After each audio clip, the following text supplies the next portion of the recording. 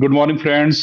Welcome back to Sift Tech Simplified. मेरा नाम engineer Imran Aziz है और मैं आज अपने चैनल सिफ्ट टेक सिंप्लीफाइड पे आपको खुशामदीद कहता हूं। प्रीवियस वीडियो में हमने डिस्कस किया था कि वेरियस लोड टाइप्स जो स्ट्रक्चरल इंजीनियरिंग में या सिविल इंजीनियरिंग में डिजाइनर्स लेते हैं वाइल डिजाइनिंग अ स्ट्रक्चर, वो कौन से लोड्स होते हैं। और आज की वीडियो का टॉपिक है combination of various structural loads. So याद रखें, एज अ डिजाइनर या एज अ इंजीनियर आपने इन लोड्स को, जिस तरह dead load, live load, environmental load, मुख्तलिफ किस्म के लोड्स को आइसोलेशन में नहीं देखना, बल्कि एज अ कम्बिनेशन आपने लेना है। और ये अप्लाई भी एज अ कम्बिनेशन हो रहे होते हैं आपके स्ट्रक्चर के ऊपर। सो जब भी आप स्ट्रक्चर को डिजाइन करें या आप ड्यूरिंग मॉनिटरिंग जाते हैं साइट के ऊपर, तो उसमें भी आपने कम्बिनेशन ऑफ दीज लोड्स को देखना है। सो बढ़ते हैं कंप्यूटर स्क्रीन की तरफ, जहां पे हम एक प्रेजेंटेशन के थ्रू इस चैप्टर को और इस टॉपिक को मजीद एक्सप्लेन करने की कोशिश करेंगे। और मीनवाइल आपसे रिक्वेस्ट है कि अगर आपने सिफ्ट टेक सिंप्लीफाइड को सब्सक्राइब नहीं किया, so you are requested to subscribe Sift Tech Simplified at YouTube. हम अवेलेबल हैं टिकटॉक के ऊपर भी और हम अवेलेबल हैं फेसबुक के ऊपर भी।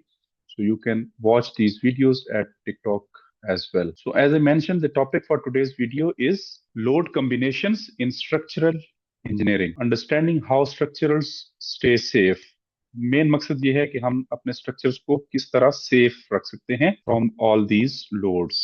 जब हम डिजाइन कर रहे होते हैं तो हमने इनको एज अ कम्बिनेशन देखना है। Without this knowledge no building, bridge और tower can be safely design. क्योंकि अगर आप कम्बिनेशन का ख्याल नहीं रखेंगे और इन लोड्स को एज अ कम्बिनेशन लेके नहीं चलेंगे, so your structures which you are designing, whether it is building, bridge or any tower, would not be a safe structure. So stay tuned to this till end ताकि आपकी understanding सही develop हो। About me में, मेरा नाम engineer Imran Aziz है और I am a professional civil engineer. I have overall 20 years of experience. I hold a bachelor degree in civil engineering and masters in urban infrastructure engineering. I am a proud professional member of American Society of Civil Engineers and Construction Institute, United States. And through this channel, my goal is to share valuable insights, practical knowledge, and real-world applications, making civil engineering concepts easier to understand and more exciting for you. So, main मकसद shift Tech Simplified को launch करने का ये था कि हम civil engineering graduates और students की हेल्प कर सकें इन मुख्तलिफ टॉपिक्स के ऊपर,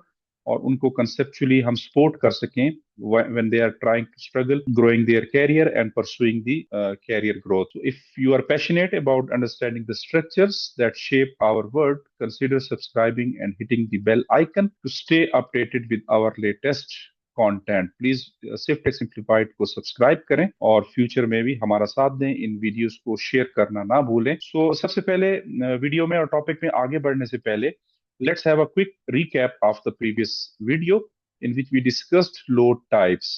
स्ट्रक्चर्स फेस हमने पढ़ा था कि स्ट्रक्चर जब आप डिजाइन करते हैं या इनकाउंटर करते हैं, so they face multiple types of loads like dead load. और डेड लोड का हमने पढ़ा था कि dead load means own weight of the structure. Structure का जो अपना जितने भी कंपोनेंट्स होते हैं, foundation, beam, columns, slabs etcetera, या उसके ऊपर जितने भी मुख्तलिफ फीचर्स हैं, उन तमाम का जो अपना लोड होता है, स्टील वगैरह का, कंक्रीट का, ब्रिक मेस्ट्री, वॉल्स वगैरह का, वो तमाम डेड लोड कहलाता है। और it stays there with the structure throughout the life of the structure. और second type of the load हमने पढ़ी थी लाइव लोड। लाइव लोड में हमने कहा था कि पेडिस्ट्रियंस या ट्रैफिक लोड्स या पीपल या फर्नीचर या कार्स वगैरह जो भी किसी स्ट्रक्चर के ऊपर से मूव करते हैं, और ये थ्रू आउट द लाइफ नहीं होगा बल्कि for certain period of time होगा। कभी ये मैक्सिमम होगा, कभी मिनिमम होगा, कभी एवरेज होगा। सो लाइव लोड जो है वो एक सर्टेन पीरियड ऑफ टाइम के लिए होता है। और थर्ड टाइप हमने पढ़ी थी इन्वायरमेंटल लोड्स की, जिसमें हमने फर्दर फिर देखा था विंड लोड को, अर्थक्वेक को, और स्नो लोड्स को, और थर्मल लोड्स को। सो इस तरह के लोड्स को कहा जाता है इन्वायरमेंटल लोड्स, जो कि इन्वायरमेंट और सराउंडिंग की वजह से उस स्ट्रक्चर के ऊपर अप्लाई हो रहे होते हैं। So in reality these forces don't wait their turn, they often act together. That's why load combinations are crucial.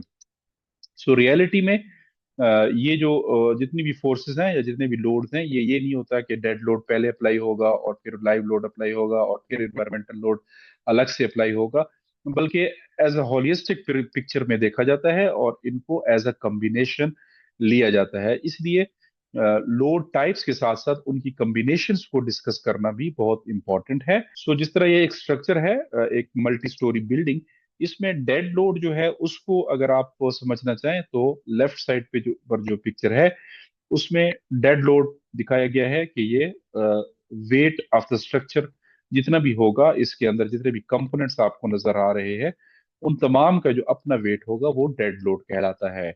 जबकि लाइव लोड में उसी स्ट्रक्चर के ऊपर जब आप कार को, चेयर्स को, फर्नीचर को या पेडेस्ट्रियंस को या ऑक्यूपेंट्स वगैरह को अप्लाई कर देते हैं या ऐड कर देते हैं, सो इन दोनों का कॉम्बिनेशन जो है डेड प्लस से जो ऊपर इसके अंदर पार्किंग वगैरह हुई है, गाड़ियां आई हैं, उसका वेट है, या फर्नीचर आ गया है, या कोई ऑक्यूपेंट्स रेजिडेंट्स वगैरह इस बिल्डिंग के जितने भी हैं, सो इन तमाम का दोनों का जो कॉम्बिनेशन है उसको फिर ये जो ऊपर एडिशनल है लाइव लोड प्लस नीचे वाला डेड लोड मिला के उसको देखा जाएगा।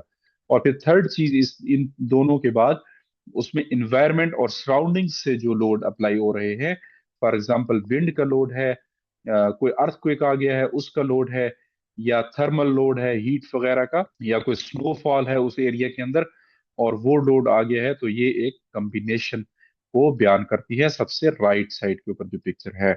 सो आज की वीडियो में हम इस कॉम्बिनेशन की बात कर रहे हैं और हमारा मकसद ये है कि आप तक ये क्लैरिटी पहुंच जाए कि लोड्स कभी भी आइसोलेशन में एक्ट नहीं करते किसी स्ट्रक्चर के ऊपर, बट बल्कि वो एक कॉम्बिनेशन ऑफ वेरियस लोड्स में स्ट्रक्चर के ऊपर अप्लाई हो रहे होते हैं। तो जब आपने स्ट्रक्चर को डिजाइन करना है या उसको एनालाइज करना है, तो आपने किसी एक सर्टेन लोड को नहीं लेना, बल्कि आपने उस तमाम मैक्सिमम स्ट्रेस के ऊपर जाना है जिसके ऊपर स्ट्रक्चर को फेल होने का खतरा होता है। सो इसमें अगेन ये पिक्चर हमने पिछली प्रेजेंटेशन में भी दी थी, जिसमें वेरियस लोड्स का जिक्र था, डेड लोड और फिर लाइव लोड, सॉइल का स्टैटिक प्रेशर, उसके साथ कोई टैंक के अंदर पानी है फॉर एग्जांपल रूफ टॉप के ऊपर या ओवर अंडरग्राउंड टैंक में, सो उसका जो स्ट्रक्चर का लोड है वो लाइव लोड होगा। सो इस तरह अगर उसके ऊपर कोई रूफ के ऊपर स्नो है तो उसका लोड जो है इन्वायरमेंटल होगा। उसकी जितनी हाइट ऊपर जाएगी उसके ऊपर विंड अप्लाई होगी, या नीचे से सॉइल का हाइड्रोस्टैटिक प्रेशर होगा। ये तमाम जो है इन्वायरमेंटल लोड्स के अंदर आते हैं। So what are load combinations? A load combination is a mathematical expression that adds together different type of loads, each multiplied by a specific factor of safety. So हमने लास्ट वीडियो में भी पढ़ा था कि हर लोड का अपना एक factor of safety होता है। सो इन सारी लोड्स के including the factor of safety जो भी कॉम्बिनेशन है, एक मैथमेटिकल फॉर्म में उसको लिखा जाता है। सो इस मैथमेटिकल एक्सप्रेशन को कहा जाता है load combination. The goal is to predict the maximum stress and strain in a structure might face under the worst reasonable scenario या कंडीशंस। मकसद हमारा इस तमाम कॉम्बिनेशन ऑफ लोड्स को या टाइप्स ऑफ लोड्स को समझने का ये है कि हम मैक्सिमम स्ट्रेस और स्ट्रेन फाइंड आउट करना चाहते हैं कि जिसके ऊपर हमें पता होगा कि इस मैक्सिमम स्ट्रेस तक स्ट्रक्चर जो है वो स्ट्रेस बेयर कर सकता है और उसको फेलियर नहीं होता, और वो एक अल्टीमेट जो उसकी स्ट्रेंथ है वो डिटरमिन करने के लिए इसका कॉम्बिनेशन लिया जाता है। Imagine designing a bridge that only considers car weight but not the wind pressure. आप इमेजिन करें कि अगर कोई डिजाइनर या किसी इंजीनियर ने एक ब्रिज डिजाइन किया है, लेकिन उन्होंने सिर्फ उसके ऊपर ट्रैफिक लोड या वेहिकुलर ट्रैफिक उसने ली है, और उसके ऊपर विंड प्रेशर या जो रिवर का फ्लो का प्रेशर है वाटर का वो उन्होंने नहीं लिया। सो वो अल्टीमेटली कोलैप्स हो जाएगी, क्योंकि आपने जो उसके अंदर स्टील या जितने भी रीइंफोर्समेंट वगैरह डाली है वो आपने सिर्फ वेहिकुलर ट्रैफिक को काउंटर करने के लिए डाली है, जबकि आपने दूसरी जो इन्वायरमेंटल प्रेशर्स या लोड हैं वो आपने नहीं दिए। सो अल्टीमेटली एक छोटा सा कोई स्ट्रॉन्ग स्ट्रॉम आएगा, सो डिजास्टर हो जाएगा और वो ब्रिज कोलैप्स कर जाएगी।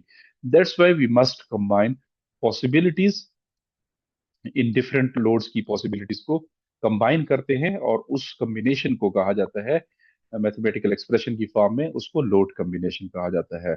So before designing engineers must consider that structures face multiple forces at once.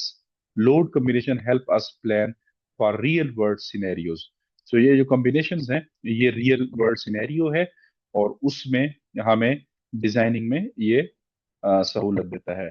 Mainly जो कॉम्बिनेशंस इन्वॉल्व होते हैं, what are load combination load, different types of loads हमने डिस्कस किए। Dead load, live load, wind load, earthquake load for example.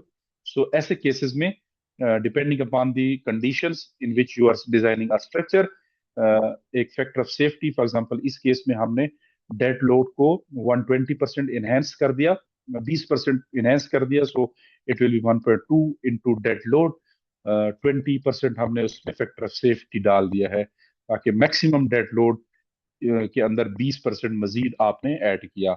इसी तरह 1.6 जो है आपने लाइव लोड में मैक्सिमम फैक्टर डाला है, जो भी आपने लाइव लोड की कॉम्बिनेशंस को कैलकुलेट करा है उसको 60% आप मजीद इनहेंस कर दें।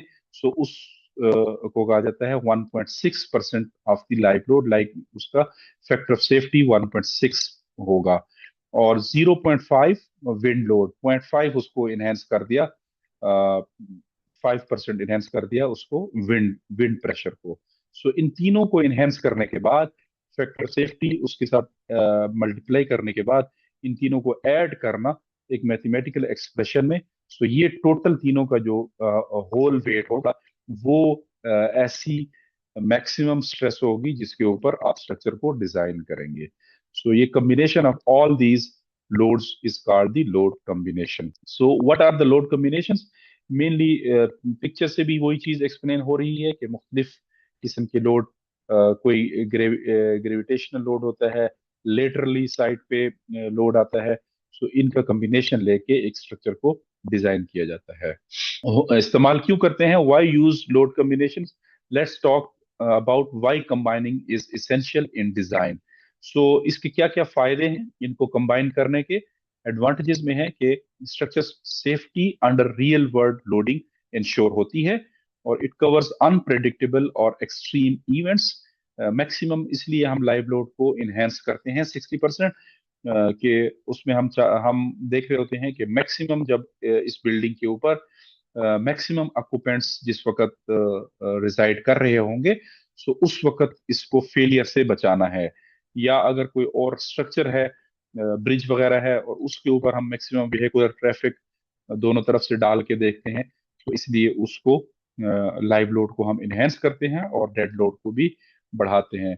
और ultimately it avoids over design by balancing the strength and economy. So इतना ज्यादा भी हम नहीं करते ताकि वो स्ट्रक्चर काफी ज्यादा कॉस्टली ना हो जाए और वो इकोनॉमिकल डिजाइन रहे। सो डिसएडवांटेजेस इसके क्या हैं? इस कॉम्बिनेशन को ना लेने के can be conservative, lead to higher costs, और कम्प्लेक्स फॉर इरेगुलर स्ट्रक्चर्स, और need local code expertise. So ये कुछ इसके डिसएडवांटेजेस हैं। Workability in construction, load combinations are not just theory, they directly affect how we build. और workability के क्या impact on workability इस कॉम्बिनेशन के क्या आ जाता है कि influence the reinforcement detailing, of course, affects choice of material, steel grade and concrete class, and shapes construction sequence temporary load during the staging. So ये कुछ effects हैं या impacts हैं इस load combination के workability of कंस्ट्रक्शन के ऊपर। Why load combinations are critical, ये क्यों इंपॉर्टेंट है? हमने पहले भी इसको डिस्कस कर लिया। They are important because real life is messy and unpredictable. आपको ये नहीं पता कि कब कोई स्ट्रॉम आ जाएगा, कब अर्थक्वेक आ जाएगा। सो आपको तमाम उन सिनेरियोज के लिए स्ट्रक्चर को डिजाइन करना है अपने जहन में रखते हुए, ताकि किसी भी अनफोर्सीन इवेंट के लिए आपका स्ट्रक्चर रेडी हो और उसको कोलैप्स से बचाया जा सके उस इवेंट के वक्त। So people moving around create dynamic live load, उसमें लोग आते जाते रहेंगे। कोई स्टेडियम आप डिजाइन कर रहे हैं तो उसमें मैच होगा, उसमें इवेंट में लोग आएंगे। सो ऐसे केस में वहां पे डायनामिक लोड इंस्टेंटली बढ़ सकता है किसी वक्त। और उसके बाद high winds can apply lateral forces suddenly, जिस तरह हमने यहाँ पे देखा। यहाँ पे अगर आप देखें तो लेटरल लोड्स जो है वो हाई विंड्स की शेप में, जितनी भी आप हाइट में ऊपर जा रहे हैं सो उसके ऊपर विंड प्रेशर बढ़ रहा है। और ये अंदर जो है इसके अंदर लाइव लोड जो पीपल वगैरह उसमें रह रहे हैं उसकी वजह से जो लोड आ रहा है, और ऊपर टॉप पे जो है ये स्नो वगैरह का जो लोड आ रहा है उसको आपने इनकाउंटर करना है या लेना है। Earthquake can shake structure violently, किसी भी वक्त अर्थक्वेक उस स्ट्रक्चर के ऊपर अफेक्ट कर सकता है, so you have to take the earthquake load as well. और snow and rain can add unexpected weights, तो स्नो के केस में भी आपने उसका वेट भी फोरसीन करना है और उसको भी आपने एनकाउंटर करना है। बीइंग इंजीनियर, अगर आप इग्नोर करते हैं इन कॉम्बिनेशन को, structure might collapse during rare but critical condition. So किसी भी क्रिटिकल इवेंट में आपका स्ट्रक्चर कोलैप्स कर सकता है। So by accounting for load combination we ensure that building stand strong and not just under normal conditions but during the extreme ones too। Normal में तो वो सही बिहेव कर रही होगी, लेकिन जब किसी भी एक्सट्रीम या इमरजेंसी इवेंट के अंदर या डिजास्टर के दौरान वो बिल्डिंग भी स्टैंड करनी चाहिए। तो इसलिए इन कॉम्बिनेशंस को लेना जरूरी है। और failures due to overlooked load, बाज एग्जांपल्स दुनिया में मौजूद हैं जहां पे लोड कॉम्बिनेशंस को या वेरियस टाइप्स ऑफ लोड को इग्नोर किया गया और वो स्ट्रक्चर्स फेल हो गए। जिस तरह आप एग्जांपल्स में देख रहे हैं, यहाँ पे किसी टाइप ऑफ द लोड को जब उन्होंने कंसिडर नहीं किया while designing, so ultimately during disaster these buildings collapse. हो सकता है कि यहाँ पे कोई स्ट्रॉम आया है या विंड प्रेशर इनकाउंटर नहीं किया गया और बिल्डिंग हो गई, फेल हो गई, या साइज्मिक लोड नहीं लिया गया, सो उसकी वजह से बिल्डिंग फेल हो गई। So all these are the examples of the failure of structures. So load combination में दूसरी इंपॉर्टेंट बात, एक तो हमने कम्बिनेशन को मैथमेटिकल फॉर्म में पढ़ लिया फैक्टर ऑफ सेफ्टी को लगा के, और दूसरा है जो आपने डिजाइनिंग कोड यूज करने हैं, सो उनके ऊपर भी आपको एक्सपर्टीज होनी चाहिए और कौन से ऐसे कोड्स हैं जो आपने लेने हैं while designing a structure। So in professional structure design, we must account for all possible loads acting on a structure and use combination outlined by recognized engineering codes। So engineering codes US में for example American Society of Civil Engineer का code number 7 चलता है और euro code वगैरह भी Europe में use होता है। So by applying load forces, calculating dead load, live load, and wind loads carefully, the following standards like ASC7 and Eurocode, we ensure our structures are not only strong but also safe and durable for future। So in codes के अंदर जो भी formulas वगैरह दिए गए हैं या mathematical expressions दी गई हैं, तो उनको यूज करते हुए आपको फैक्टर ऑफ सेफ्टी वगैरह वहां पे वो बताएंगे। सो उनको यूज करते हुए जब आप स्ट्रक्चर को डिजाइन करेंगे, so your structure will behave और ये फेल नहीं होगा ड्यूरिंग डिजास्टर्स। कुछ इस तरह के कोड्स हैं, लोड्स कॉम्बिनेशन के स्टैंडर्ड्स हैं जो मुख्तलिफ कोड्स ने बताए हैं। सो load standards guide engineers to safely combine different loads like dead load, live load, wind load, seismic load, forces, etc। So इनके combinations को load standards में बयान किया गया है। Following codes like ASC7, IBC, Eurocode, and ACI 318 ensures our designs meet international safety and performance criteria। So ये कुछ types of the standards हैं या codes हैं जो कि इंश्योर करते हैं कि जो भी स्ट्रक्चर बनाया जाएगा या डिजाइन किया जाएगा वो सेफ हो और इंटरनेशनल सेफ्टी प्रोटोकॉल्स को फॉलो करे। सबसे पहला American Society of Civil Engineers का कोड नंबर 7 है। So American Society of Civil Engineers minimum standard for minimum design loads and associated criteria for building and other structures। It covers dead, live, wind, seismic, snow, rain and other environmental loads। सो इस code के अंदर criteria है buildings को design करने का या कोई और जो स्ट्रक्चर्स ब्रिजेस वगैरह हैं, और ये कवर करता है इन तमाम किस्म की टाइप्स ऑफ लोड्स को जो हमने इसमें पीछे बयान किया।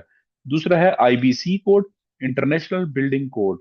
इसको कहा जाता है इंटरनेशनल बिल्डिंग कोड। एक ये भी कोड है जो कि comprehensive model code regulating building safety and developed by the international code council, ICC ने इसको डेवलप करा है और ये हमारी बिल्डिंग स्ट्रक्चर्स वगैरह की डिजाइनिंग और सेफ्टी में यूज होता है। तीसरी type of the load stand या लोड कॉम्बिनेशन स्टैंडर्ड्स है, ये कोड है यूरोकोड। यूरोकोड भी एक स्टैंडर्ड है for structural design across member states. जो यूरोप जितनी भी यूरोप में जितने भी स्ट्रक्चर डिजाइन होते हैं उनके लिए यूरो कोड को लेना पड़ता है। So Euro code 1 it explains the actions on structure load including dead life wind snow and thermal etcetera. So Europe के अंदर जो डिजाइनिंग के लिए कोड यूज होता है उसको कहा जाता है यूरो कोड, और ये तमाम यूरोपियन मेंबर कंट्रीज में यूज होता है। फोर्थ टाइप है ACI code, American Concrete Institute standard for building code requirement for structural concrete. So ये भी एक वन ऑफ द कोड्स है जिसको अगर आप यूज करेंगे तो आपका स्ट्रक्चर सेफ होगा। सो इन तमाम में से खामखा किसी एक को आपने स्टैंडर्ड को आपने फॉलो करना है जब भी आप लोड कॉम्बिनेशंस को ले रहे हैं या स्ट्रक्चर्स को डिजाइन कर रहे हैं। So always consider all possible load acting on a structure. Don't only go for some certain type of load and leaving others.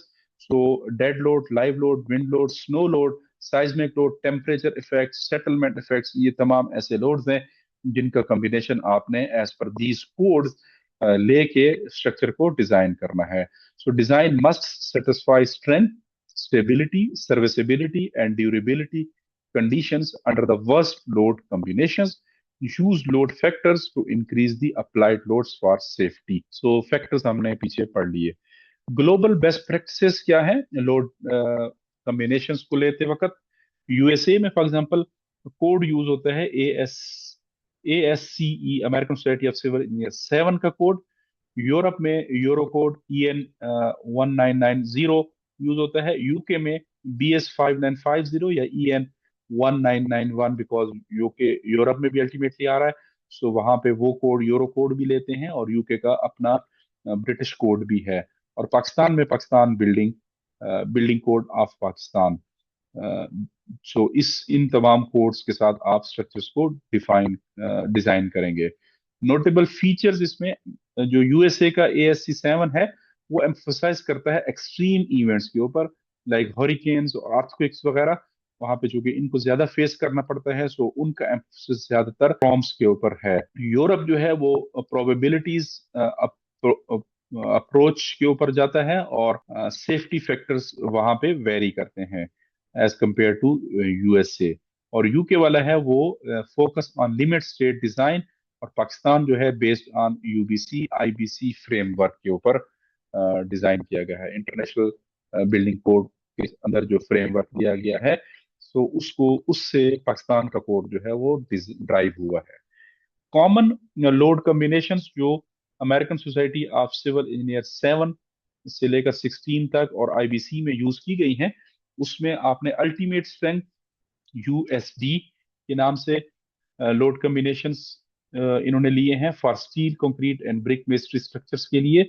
ये कुछ है कि 40% डेड लोड को एनहेंस करते हैं, या दूसरे कॉम्बिनेशन में normally 20% dead load, 1.6 60% live load और 0.5 विंड लोड या अर्थक्वेक लोड को ये लेते हैं, जो हम पीछे भी बता चुके हैं।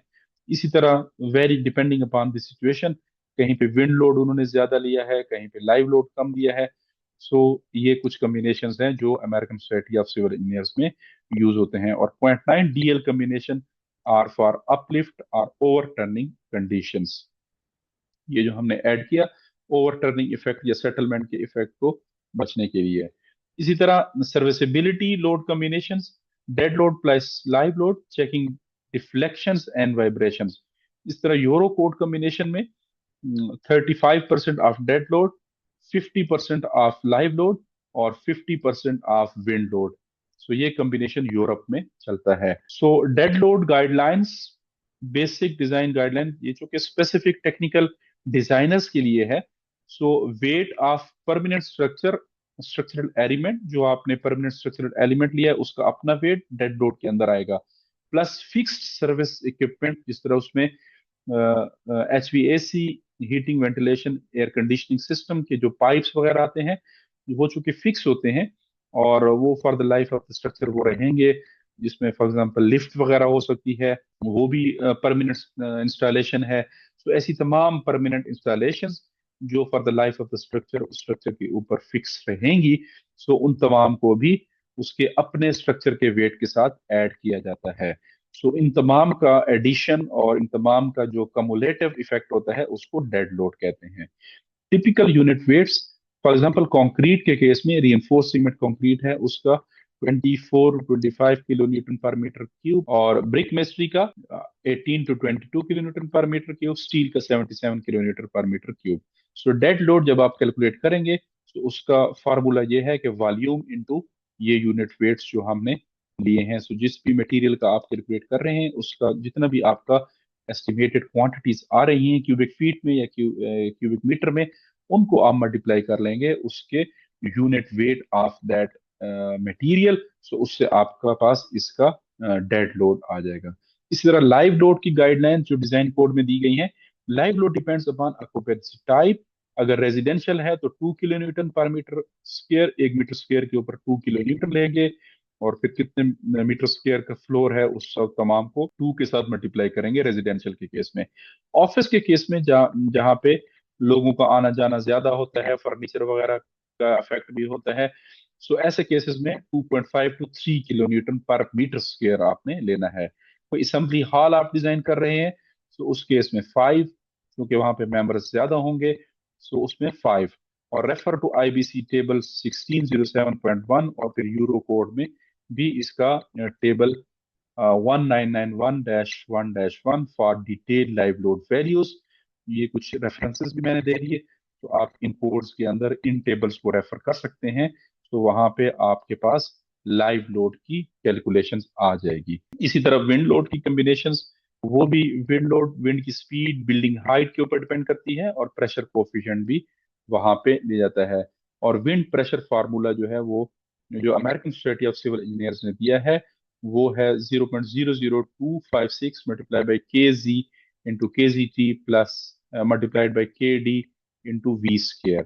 सो Q G is the velocity pressure at height z, kz is the exposure factor, kzt is the topographic factor, kd is the uh, di- directionality factor, or v is the basic wind speed. So always refer to the latest code like ASC 7-22 for USA। अगर आप USA में कोई designing कर रहे हैं so go for this code।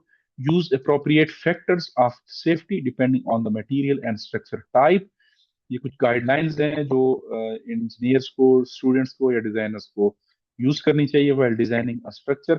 serviceability limits like maximum deflection L by 240 for beams must be checked।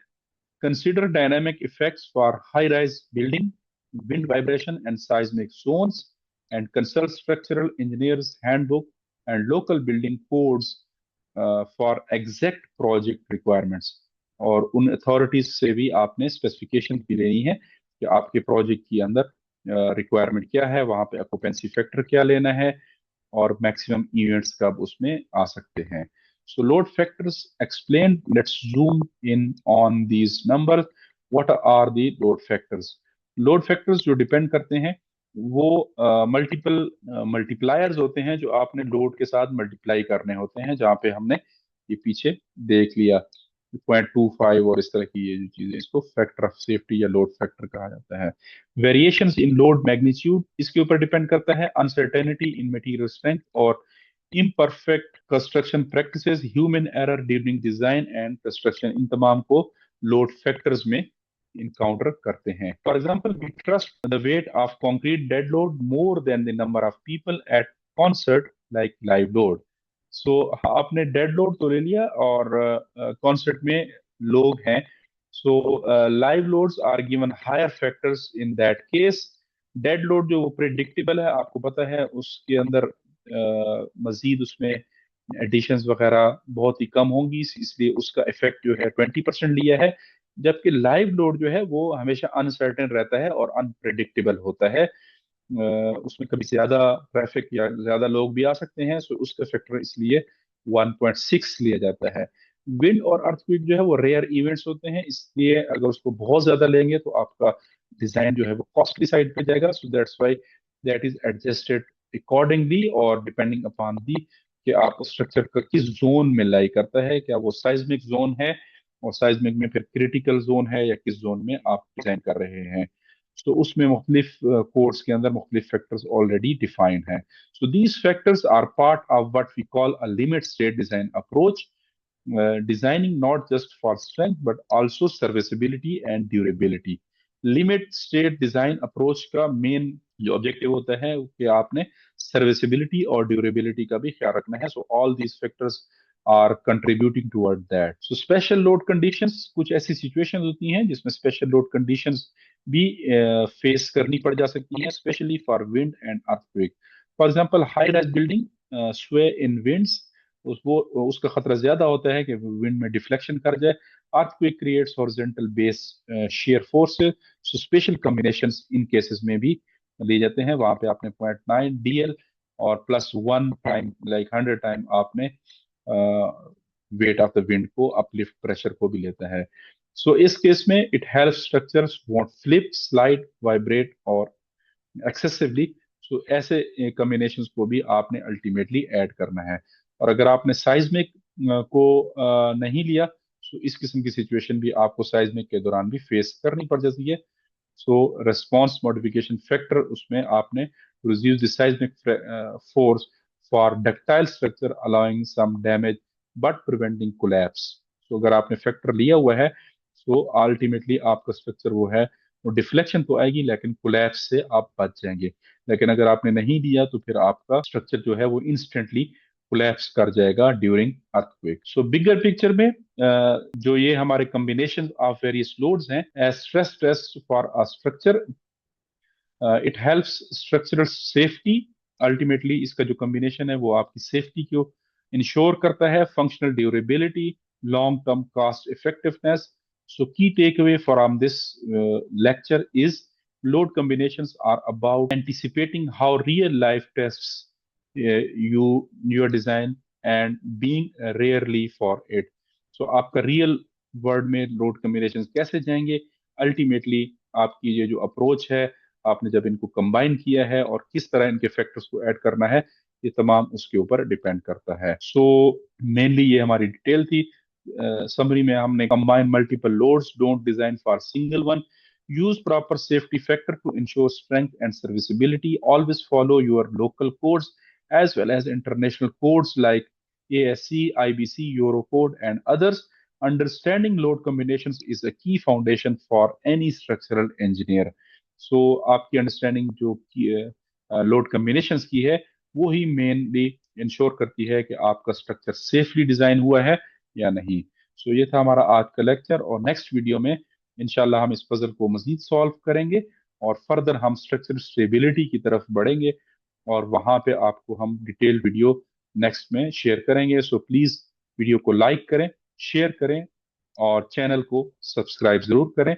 This is Siftech simplified where engineering meets simplicity. So see you in the next video. Have a good day. अपना और अपने प्यारों का ख्याल रखें और सिफ्टेक simplified को जरूर सपोर्ट करें. So have a good day. Thank you very much and see you in the next video.